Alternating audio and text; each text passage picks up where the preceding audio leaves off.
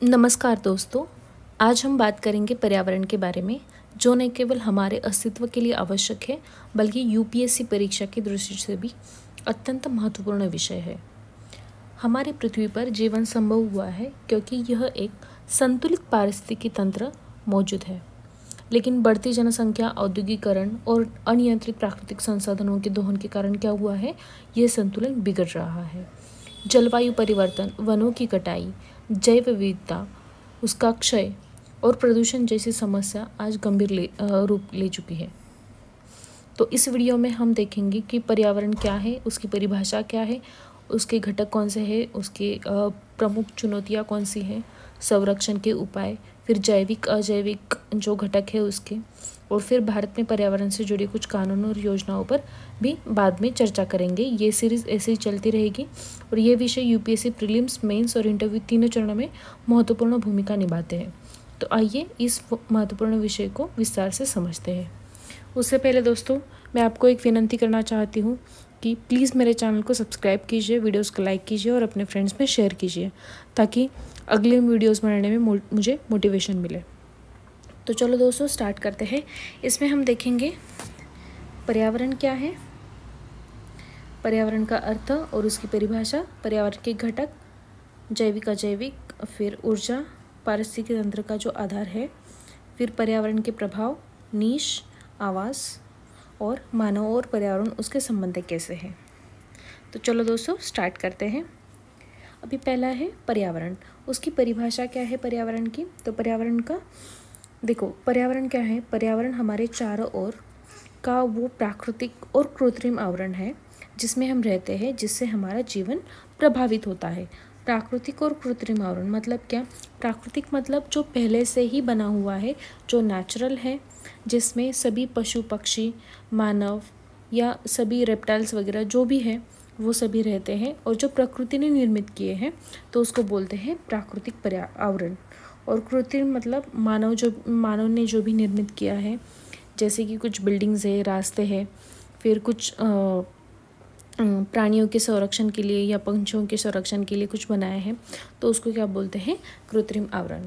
ठीक है, तो ये प्राकृतिक और कृत्रिम आवरण जिसमें हम रहते हैं और जिससे हमारा जीवन प्रभावित होता है। तो यहाँ की हर एक चीज़ जो है, तो उससे क्या होता है कि हमारा जो जीवन है वो प्रभावित होता है। ठीक है, मतलब अभी एक किसी जगह पे सपोज़ एक वन है, ठीक है, तो वहाँ पे बहुत ज़्यादा बारिश होगी, तो बहुत ज़्यादा बारिश होने की वजह से क्या होगा, तो वहाँ का वैसे वातावरण जो है वो वैसे बनेगा। अभी गंगा का जो मैदानी प्रदेश है, तो वो उसके साथ बहुत सारी मिट्टी, कंकड़ वगैरह लाते हैं, तो वहाँ की मिट्टी जलोढ़ मिट्टी है।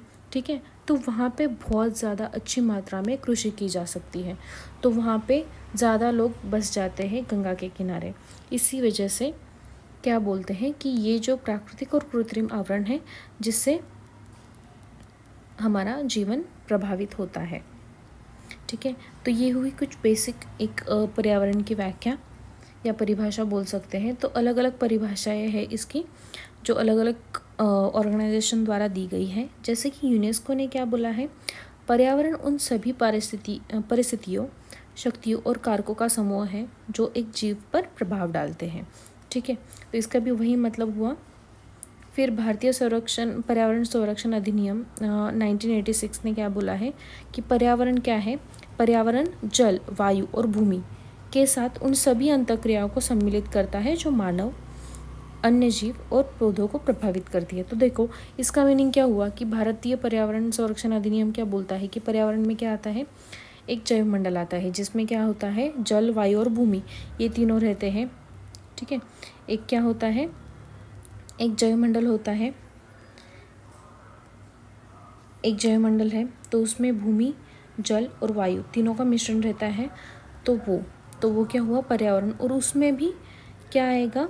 जो भी सभी अंतःक्रियाएं हैं, ठीक है, उसके साथ, और जो मानव, अन्य जीव और पौधों को प्रभावित करती है, तो इसको क्या बोला गया है? पर्यावरण बोला गया है। उसके बाद है पर्यावरण के घटक कौन से हैं। तो पर्यावरण के घटकों में देखो, जैविक और अजैविक ऐसे दो घटक आते हैं।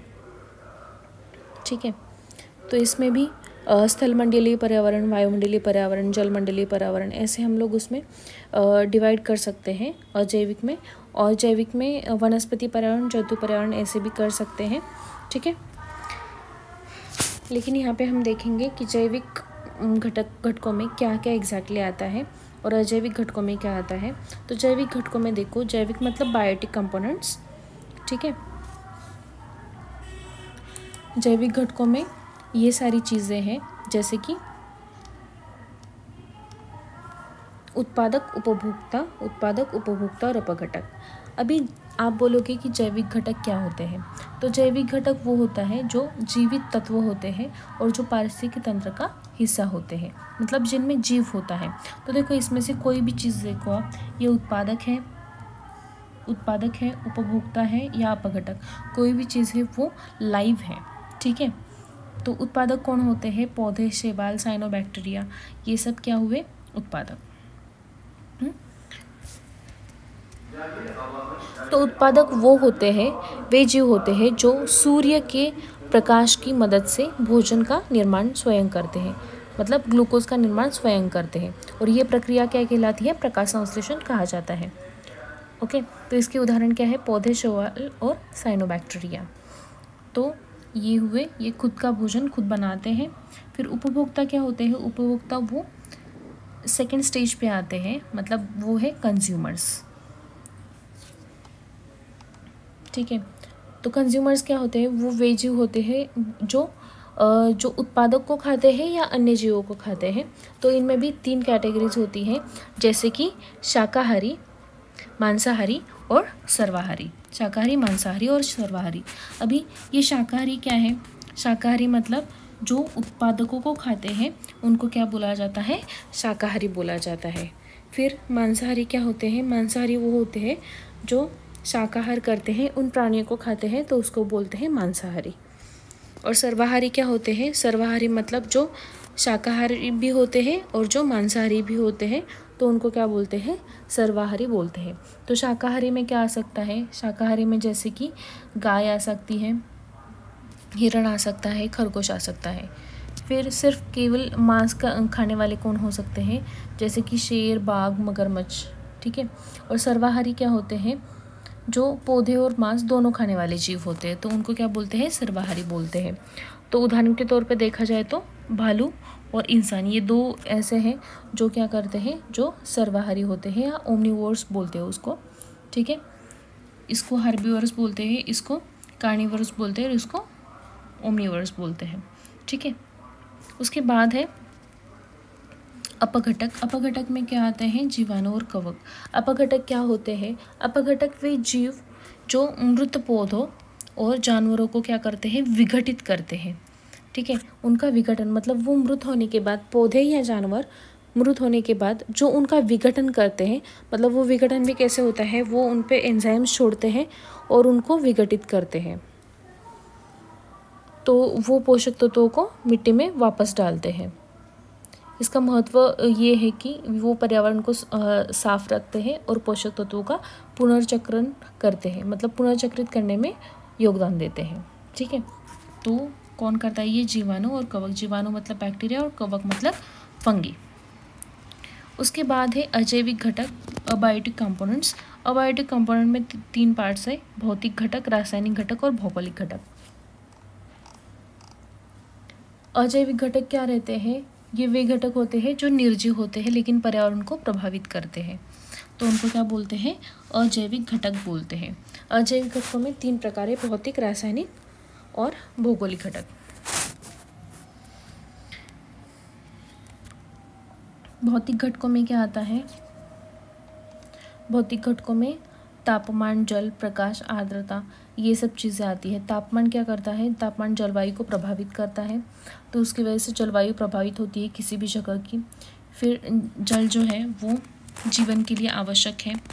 फिर प्रकाश जो है वो पौधों के प्रकाश संश्लेषण के लिए ज़रूरी होता है। और आर्द्रता जो होती है वो क्या करती है? किसके लिए उपयोगी होती है? वो जल वाष्प की मात्रा को नियंत्रित करने में योगदान देती है। उसके बाद में है रासायनिक घटक, मतलब केमिकल कंपोनेंट्स।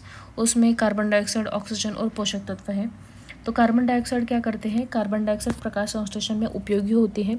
फिर ऑक्सीजन जो है वो जीवों के लिए आवश्यक गैस है। फिर पोषक तत्व मतलब न्यूट्रिएंट्स जो है वो मिट्टी में मौजूद तत्व है जो पौधों के लिए आवश्यक होते हैं। फिर ये भौगोलिक घटक जिसमें आता है स्थल रूप, मृदा संरचना और ऊंचाई। तो स्थल रूप मतलब पर्वत, घाटियाँ, मैदान, ये सब। जैसे मैंने गंगा का उदाहरण दिया था, तो गंगा के किनारे बहुत सारे लोग बस जाते हैं और पर्वत और घाटियों में थोड़े कम लोग बस जाते हैं।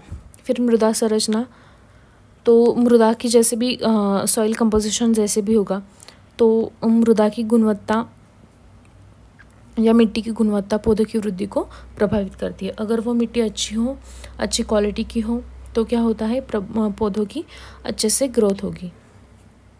फिर ऊंचाई, तो जलवायु और पारिस्थितिकों को ये ऊंचाई प्रभावित करती है।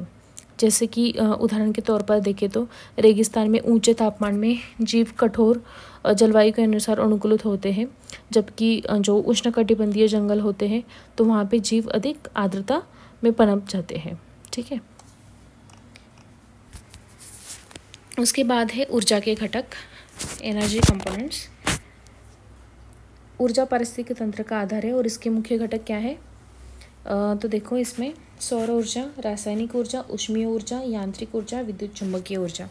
सौर ऊर्जा में क्या है, सूर्य से प्राप्त ऊर्जा जो प्रकाश संश्लेषण में उपयोगी होती है। देखो पृथ्वी का सबसे बड़ा जो ऊर्जा का स्रोत है तो वो है सौर ऊर्जा, ये सबसे बड़ा स्रोत है। तो उससे जो प्राप्त होती है ऊर्जा, उसका पहला तो एक महत्वपूर्ण एक कार्य क्या है, जो पौधों के लिए उपयुक्त होता है प्रकाश संश्लेषण करने में। ठीक है, जिससे हम खाना खा सकते हैं या जो भी अलग अलग जीव हैं तो वो उसकी वजह से जीवित रह पाते हैं, इनडायरेक्टली या डायरेक्टली। उसके बाद है रासायनिक ऊर्जा। रासायनिक ऊर्जा में क्या है, भोजन में संग्रहित ऊर्जा होती है जो चयापचय में सहायक होती है।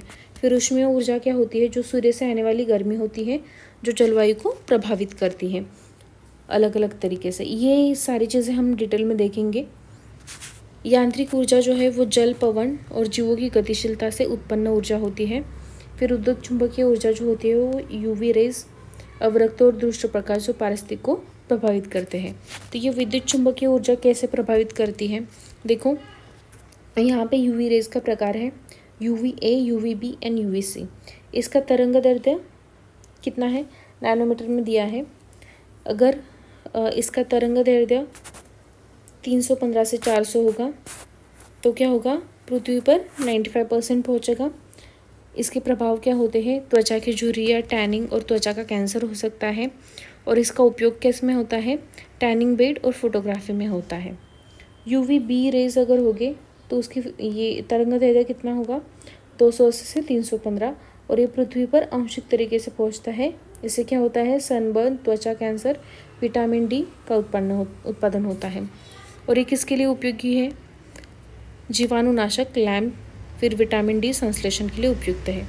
और थर्ड टाइप है UVC, जिसका तरंग दैर्ध्य कितना नैनोमीटर है, 100 से 280 नैनोमीटर, और ये पृथ्वी पर पहुंचता नहीं है। और इसका प्रभाव क्या होता है, अत्यधिक घातक है और जीवाणुनाशक है। और इसका उपयोग किया जाता है सैनिटाइजेशन और जल शुद्धिकरण में। फिर एक चीज़ है, सूर्य से हमें क्या मिलता है, प्रकाश मिलता है। तो जो प्रकाश सूर्य से मिलता है तो उसकी वजह से पौधों पर क्या प्रभाव पड़ता है और जलीय जीवन पर क्या प्रभाव पड़ता है वो हम देखेंगे। तो पौधों पर देखो क्या प्रभाव पड़ता है। तो पौधों पर मेन चीज़ तो ये है कि पौधे बाहरी पर्यावरण परिस्थितियों जैसे कि प्रकाश, जल, तापमान और पोषक तत्वों से सीधे प्रभावित होते हैं। ठीक है, तो प्रकाश संश्लेषण पर कैसे प्रभाव पड़ता है, तो प्रकाश संश्लेषण पौधों का मुख्य जैविक कार्य है, जिससे वे क्या होते हैं, वो अपना भोजन का निर्माण करते हैं। और यह प्रक्रिया जो मुख्य रूप से सूर्य के प्रकाश की उपस्थिति पर निर्भर करती है। तो जिन क्षेत्रों में भरपूर मात्रा में प्रकाश होता है या धूप होती है तो वहाँ पे पौधों की वृद्धि तेजी से होती है। और छायादार क्षेत्रों में रहने वाले पौधे कम प्रकाश में भी प्रकाश संश्लेषण करने में सक्षम होते हैं। फिर ऊंचाई वाले क्षेत्र जो होते हैं वो सूर्य प्रकाश का उसमें वहाँ पे जो है वो सूर्य का प्रकाश तीव्र होता है, जिससे क्या होता है, पौधों की वृद्धि पर प्रभाव पड़ता है। ठीक है, और इसमें उदाहरण के तौर पर देखिए अगर प्रकाश संश्लेषण या पौधों के बारे में, प्रकाश संश्लेषण के बारे में। तो कैक्टस जैसे पौधे जो होते हैं वो रेगिस्तानी क्षेत्रों में पाए जाते हैं, ठीक है, और कम पानी में भी प्रकाश संश्लेषण करने के लिए अनुकूलित होते हैं। फिर शैवाल जो समुद्र के सतह पर होता है, ठीक है, तो क्योंकि वहाँ पर्याप्त प्रकाश उपलब्ध होता है, ठीक है। ये दो उदाहरण हैं जो अलग अलग स्थितियों में उसका एक्सप्लेनेशन किया है मैंने, ठीक है। फिर फूल और बीज अंकुरण, इस पे कैसे प्रभाव पड़ता है, दिन की लंबाई पर निर्भर रहता है ये, ठीक है। तो पौधों में फूलों का खिलना और बीजों का अंकुरण जो होता है, जैसे कि कोई फूल हो, ठीक है, तो उसका खिलना और बीजों का अंकुरण पर्यावरणीय कारकों पर निर्भर करता है, ठीक है, विशेष रूप से दिन की लंबाई और तापमान पर, ठीक है। लघु दिवसीय पौधे जो होते हैं वो पौधे जो छोटे दिन और लंबी रात में फूलते हैं, जैसे चावल और सोयाबीन, ठीक है, जैसे चावल और सोयाबीन। फिर दीर्घ दिवसीय पौधे रहते हैं, वे पौधे रहते हैं वो जो दिन और कम रातों में फूलते हैं, जैसे कि गेहूँ और सरसों। फिर दिन अनपेक्षित पौधे जो रहते हैं, मतलब डे न्यूट्रल प्लांट्स जो रहते हैं, वे पौधे जो दिन की लंबाई पर निर्भर नहीं होते, जैसे कि टमाटर और कपास, ठीक है। तो अगर एग्जाम में कभी आएगा कि लघु दिवसीय शॉर्ट डे प्लांट्स कौन से हैं, लॉन्ग डे प्लांट्स कौन से हैं, डे न्यूट्रल प्लांट्स कौन से हैं, तो ये आपको समझने में आसानी हो जाएगी, ठीक है। उदाहरण के तौर पर मैंने बताया सूरजमुखी सूरज की दिशा में घूमता है और उसकी वृद्धि प्रकाश की मात्रा पर निर्भर करती है, ठीक है। और गेहूँ और मक्का जैसी फसलें जो है वो ठंडे और गर्म मौसम में अलग अलग गति से बढ़ते हैं। फिर नेक्स्ट है पत्ती की संरचना पर कैसे प्रभाव पड़ता है प्रकाश का, जो छायादार और धूप में रहने वाले पौधों में भिन्न भिन्न होता है। जैसे कि छायादार पौधों की पत्तियां बड़ी और पतली होती है ताकि वे अधिक प्रकाश संश्लेषण या अधिक प्रकाश अवशोषित कर सके, ठीक है। और धूप में जो रहते हैं, धूप में रहने वाले पौधे जो रहते हैं, तो उनकी पत्तियां छोटी और मोटी होती है जिससे वे जल का संरक्षण कर सके, जैसे रेगिस्तानी इलाकों में। और कुछ पौधों में तो पत्तियों पर मोम की परत रहती है जो अत्यधिक जल वाष्पन को रोक सकती है। उदाहरण के तौर पर देखें तो नारियल और केले के पत्ते बड़े होते हैं जिससे वे अधिक प्रकाश ग्रहण कर सके। और कैक्टस में पत्तियां कांटों में परिवर्तित हो जाती है ताकि वे पानी की कमी से बच सके। ये इफेक्ट हुआ प्रकाश का पौधों पर। ये कुछ बेसिक इन्फॉर्मेशन थी। फिर जलीय जीवन पर क्या प्रभाव पड़ता है, तो देखो पानी में रहने वाले जो जीव होते हैं तो विशेष रूप से प्रकाश की उपस्थिति, जल का तापमान और जल की गुणवत्ता पर निर्भर करते हैं। तो पहले देखते हैं प्रकाश की गहराई पर निर्भरता। तो सतह के पास प्रकाश ज़्यादा होता है, ठीक है, तो वो यूफोटिक जोन होता है, ठीक है। यहाँ पे देखते हैं यूफोटिक जोन होता है यहाँ पे। तो प्रकाश संश्लेषण संभवतः अधिकांश समुद्री पौधे और शैवाल यहाँ पे ज़्यादा पाया जाता है। फिर डिस्फोटिक जोन में क्या होता है, बहुत कम रोशनी होती है, यहाँ रहने वाले जीव जो हैं वो मंद प्रकाश में जीवित रहने के लिए अनुकूलित होते हैं। फिर अफोटिक जोन जो होता है तो वहाँ पे पूर्ण अंधकार, यहाँ कोई भी प्रकाश नहीं पहुँचता और जीव गहरे समुद्र के वातावरण के अनुसार अनुकूलित होते हैं, ठीक है। तो ये हुआ। और उदाहरण के तौर पर हम देखें तो प्रवाल भित्तियाँ या कोरल रीफ बोल सकते हैं, उतले समुद्रों में पाई जाती है क्योंकि यहाँ पे भरपूर प्रकाश होता है और उनकी वृद्धि के लिए भरपूर प्रकाश होना ज़रूरी है। फिर गहरे समुद्र में रहने वाले जीव जैसे कि एंगलर फिश अपनी खुद की रोशनी उत्पन्न करने में सक्षम होते हैं, ठीक है। तो आते हैं फिर से प्रकाश संश्लेषण सीमित होना, फिर जीवों का व्यवहार, ये है। तो प्रकाश संश्लेषण की सीमा ये भी हम पहले की इससे ही समझ सकते हैं, ठीक है। और इसके उदाहरण देखे जाए तो समुद्री घास, अगर हम देखेंगे समुद्री घास और शैवाल उतले जल क्षेत्रों में अधिक पाए जाते हैं और स्क्विड और ऑक्टोपस जैसे जीव गहरे समुद्र में रहने के लिए अनुकूलित होते हैं। फिर तीसरा है जीवों के व्यवहार पर प्रभाव क्या पड़ता है। तो जलीय जीवों का व्यवहार जो है वो दिन और रात के प्रकाश चक्र पर निर्भर करता है। कुछ जीव रात में सक्रिय होते हैं जैसे कि ऑक्टोपस, कुछ जीव दिन में सक्रिय होते हैं जैसे कि डॉल्फिन। फिर कुछ जीव माइग्रेशन करते हैं जैसे कि कई मछलियाँ जैसे सैल्मन अपने जीवन चक्र के दौरान अलग अलग पर्यावरणीय परिस्थितियों के अनुसार प्रवास करती है। ठीक है। तो सैल्मन फिश या सैल्मन मछली जो होती है वो समुद्र से नदी में प्रवास करती है क्योंकि वह मीठे पानी में अंडे देती है। और शार्क अपने शिकार के लिए रात में अधिक सक्रिय होते हैं। ये कुछ उदाहरण है जीवों पर क्या प्रभाव पड़ता है वो। फिर प्रकाश के रंगों का अवशोषण, जैसे कि लाल और नारंगी सबसे अधिक पहले अवशोषित होते हैं और नीला और हरा सबसे गहराई तक पहुंच सकते हैं। इसका एक अच्छा उदाहरण देखें तो कोई भी सामने से आ रहा है जिसने लाल या नारंगी कपड़े पहने हैं तो वो ज़्यादा ईज़िली हम लोग उनको ईज़िली रिकॉग्नाइज कर सकते हैं कम समय में। और अगर दूसरी किसी कलर की ड्रेस उन्होंने पहनी हो या पहनावा हो उनका या नीला हरा होगा तो हम लोग उसको थोड़ा कुछ सेकंड्स मिली सेकंड्स बाद में हम लोग उनको देख सकते हैं। मतलब ये कभी भी आप देखो कि जो ज़्यादा उठावदार दिखते हैं तो वो लाल और नारंगी कलर में रहते हैं। फिर है नीश और आवास क्या होता है। तो देखो, नीश किसी जीव का पारिस्थितिकी तंत्र में उसका कार्य या भूमिका होती है। इसमें उसका भोजन, शिकार करने की विधि, प्रजनन प्रक्रिया, अन्य जीवों के साथ परस्पर संबंध और पर्यावरण में उसका प्रभाव शामिल होता है। ठीक है। तो नीश क्या है, देखो उसकी कार्य या भूमिका रहती है। वो कैसे भोजन कर रहा है, वो शिकार कैसे करता है, उसकी प्रजनन प्रक्रिया कैसे है, वो बाकी जीवों के साथ कैसे बर्ताव करता है, और पर्यावरण में उसका स्थान क्या है, वो कैसे है, उसका प्रभाव क्या पड़ता है। तो ये सारी चीज़ें मिलाकर क्या बनती है, नीश बनती है। और ये बताता है कि कोई जीव किस प्रकार अपने पर्यावरण में जीवित रहता है और अन्य जीवों के साथ कैसे अंतःक्रिया मतलब कैसे इंटरेक्शन होता है। ठीक है। उदाहरण के तौर पर देखा जाए तो मधुमक्खी का नीश क्या है, परागण करना है, जिससे पौधों का प्रजनन होता है। ठीक है, परागण करती है ना एक जगह से दूसरी जगह पे, तो वो। फिर बाघ का नीश क्या है, शिकार करके खाद्य जंजीर को संतुलित रखना या खाद्य जाल को संतुलित रखना।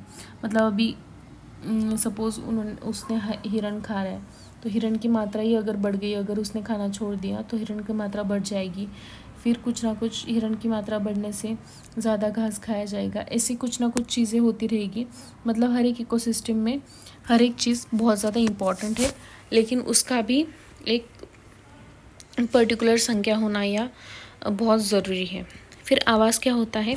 आवास वो भौगोलिक स्थान या पर्यावरण है जहाँ कोई जीव प्राकृतिक रूप से रहता है और विकसित होता है। और ये क्या होता है, ये पर्यावरणीय कारकों जैसे जलवायु, जल स्रोत, वनस्पति और भौगोलिक स्थिति पर निर्भर करता है।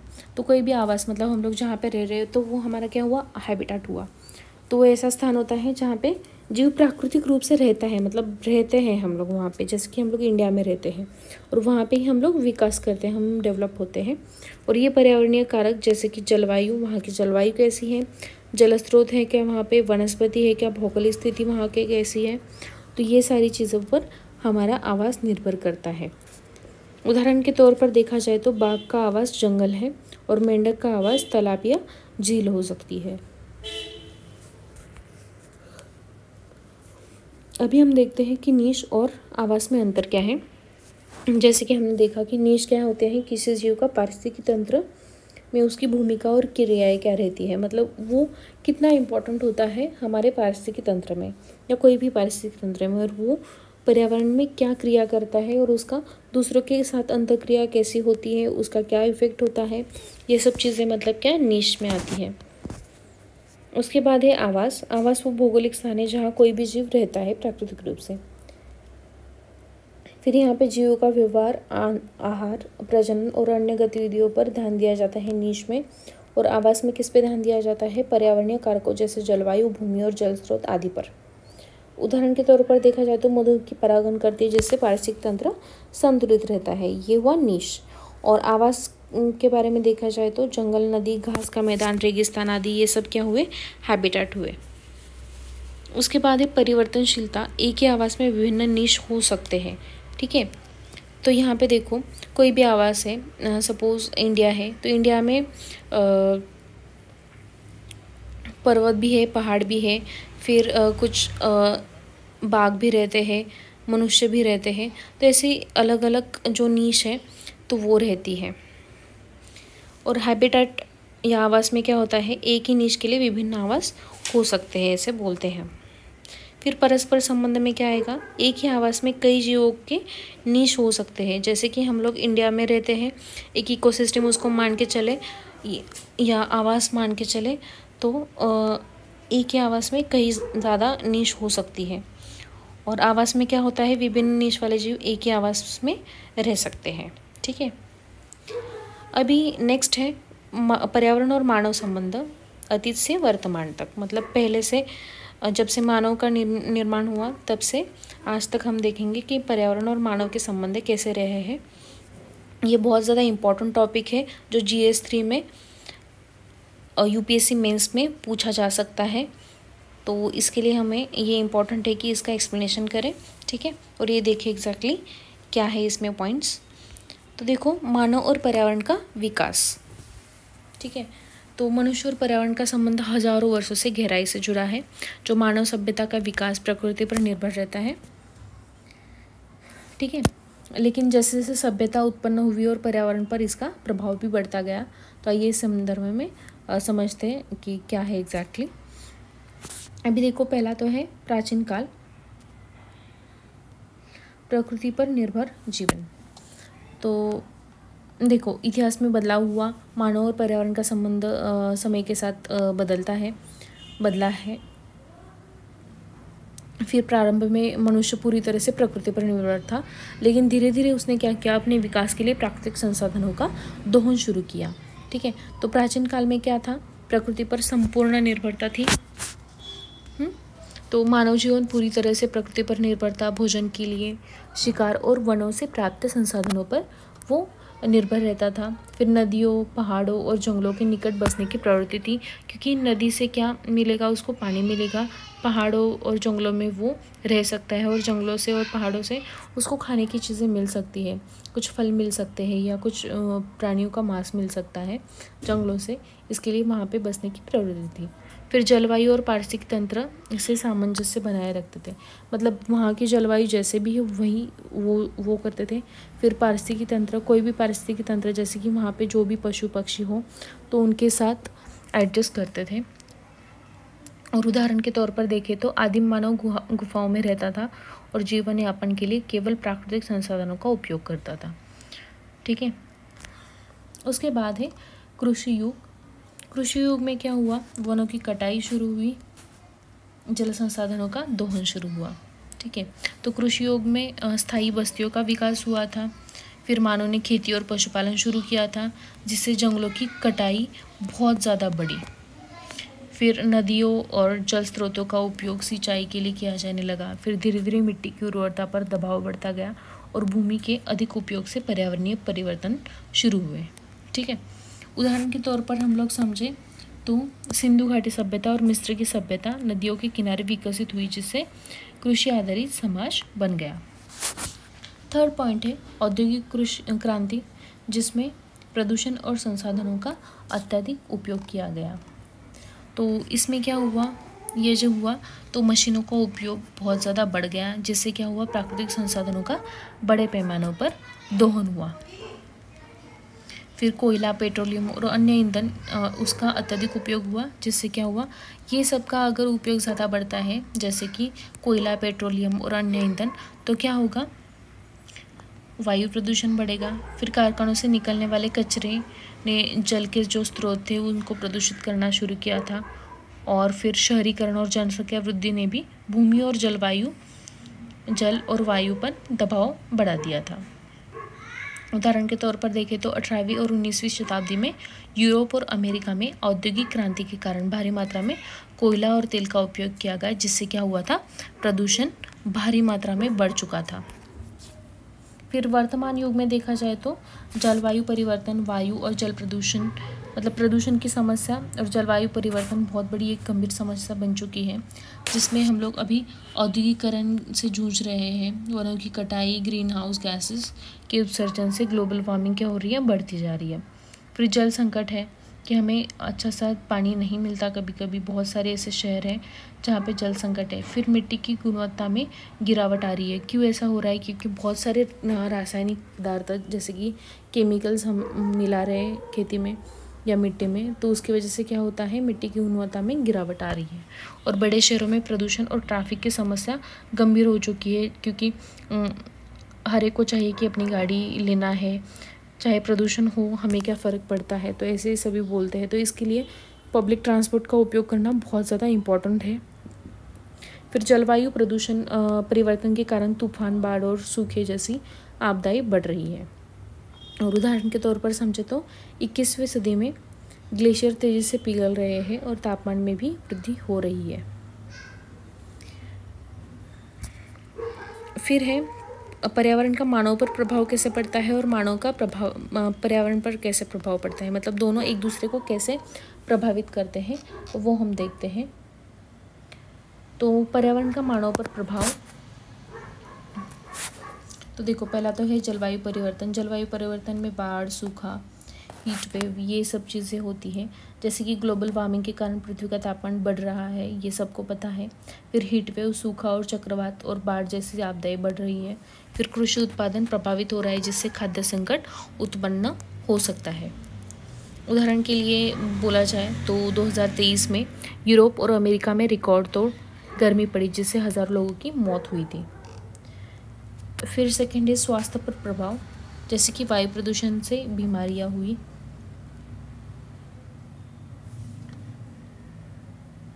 मतलब सांस की बीमारियां, जैसे कि अस्थमा, फेफड़े का कैंसर वगैरह। फिर जल प्रदूषण से क्या होगा, डायरिया और अन्य बीमारियां फैल सकती हैं।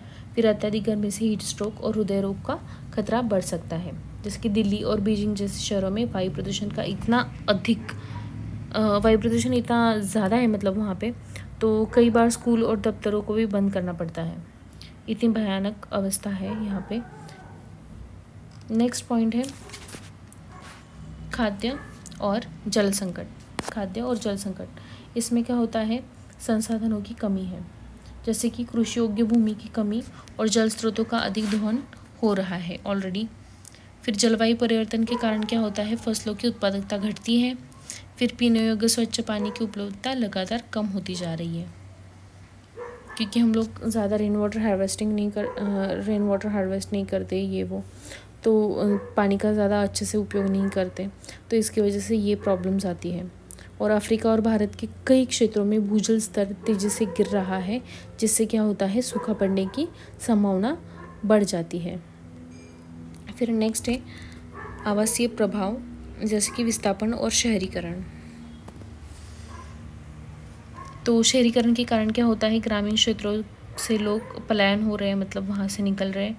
और बाढ़, तूफान, सूखे और कई मतलब जो कारण, बहुत सारे कारण हैं जो कई लोग अपने घर छोड़ने को मजबूर हुए हैं। उसके बाद है बढ़ती जनसंख्या के कारण शहरों में भीड़ भाड़ बढ़ रही है और बुनियादी सुविधाओं पर दबाव पड़ रहा है। जैसे कि 2021 में बांग्लादेश में समुद्री तूफान के कारण लाखों लोग विस्थापित हुए थे। उसके बाद क्या है, मानव का पर्यावरण पर प्रभाव क्या पड़ता है, जैसे कि वनों की कटाई, औद्योगिकीकरण और प्रदूषण, ग्लोबल वार्मिंग, ये सब चीज़ें हैं। तो उसकी वजह से क्या होता है, औद्योगिकरण, वनों की कटाई। फर्स्ट देखते हैं वनों की कटाई। इसमें क्या होता है, अधिक कृषि भूमि, शहरीकरण और औद्योगिकरण के कारण जंगलों को काटा जाता है और इससे जैव विविधता अधिक खतरे में पड़ रही है और अन्य वन्यजीव प्राकृतिक आवास नष्ट कर रहे हैं। फिर वनों की कटाई से कार्बन डाइऑक्साइड अवशोषित कम हो रहा है, जिससे ग्लोबल वार्मिंग बढ़ रही है।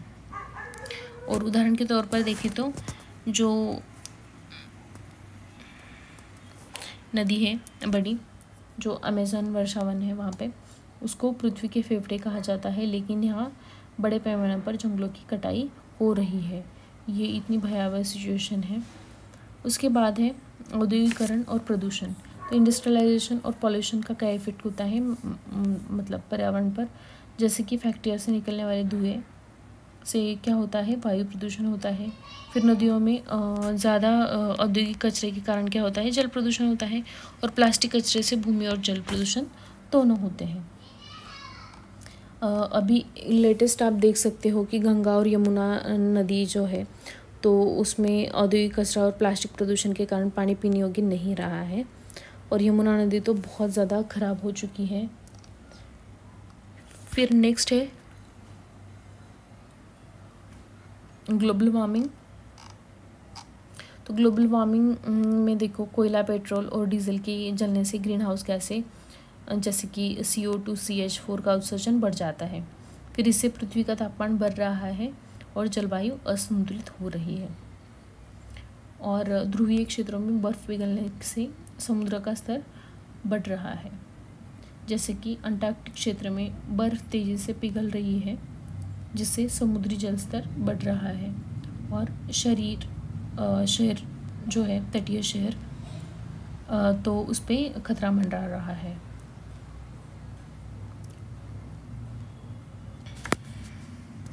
तो दोस्तों, इसी के साथ ये पर्यावरण का फर्स्ट चैप्टर कंप्लीट हुआ। इसमें हमने देखा कि पर्यावरण और मानव का जो संबंध है तो वो अटूट है।